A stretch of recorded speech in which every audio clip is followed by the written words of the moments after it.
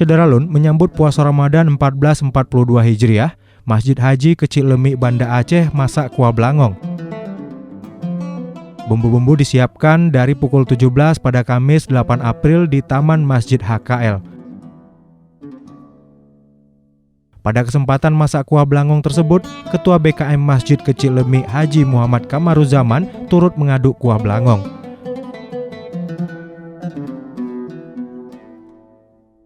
Makan-makan tersebut dibuat untuk menutup pengajian karena hadirnya bulan Ramadan, sekaligus melakukan samadiyah untuk almarhum Haji Harun.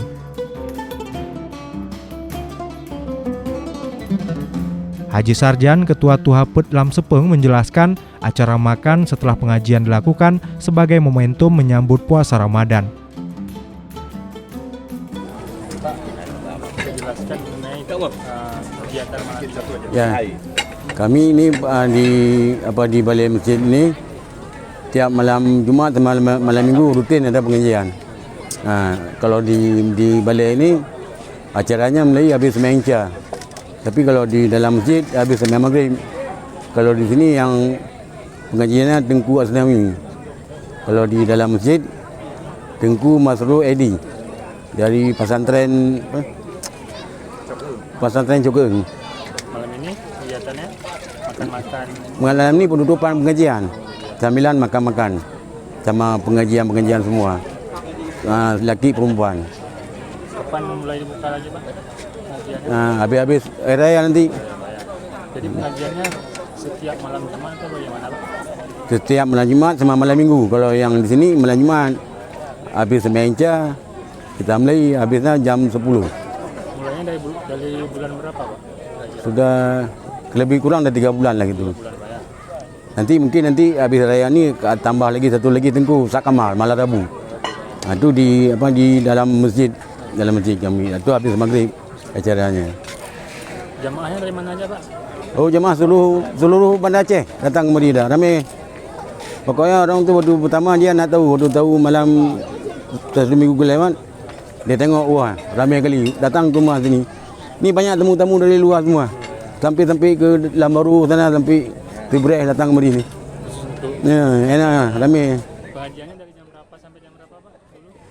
8:30 sampai jam 10. Iaitu tanya jawab.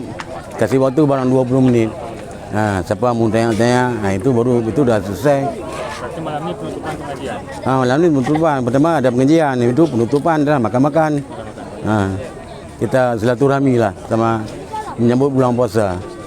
Jadi habis puasa nanti kita balik. Berarti dalam bulan puasa nggak ada pengajian, Pak?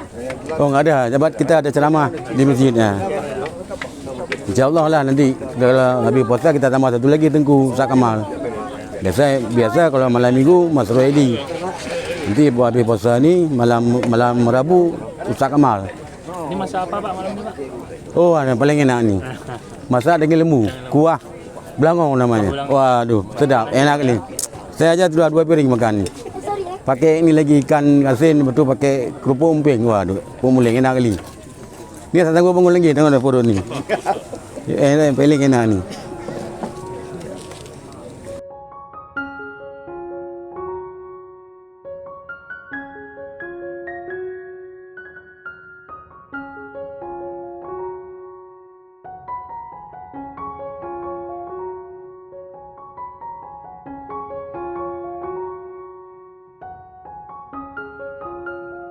Acara berakhir pada pukul 22.30 setelah mencicipi kuah belangong yang dagingnya cukup memikat lidah.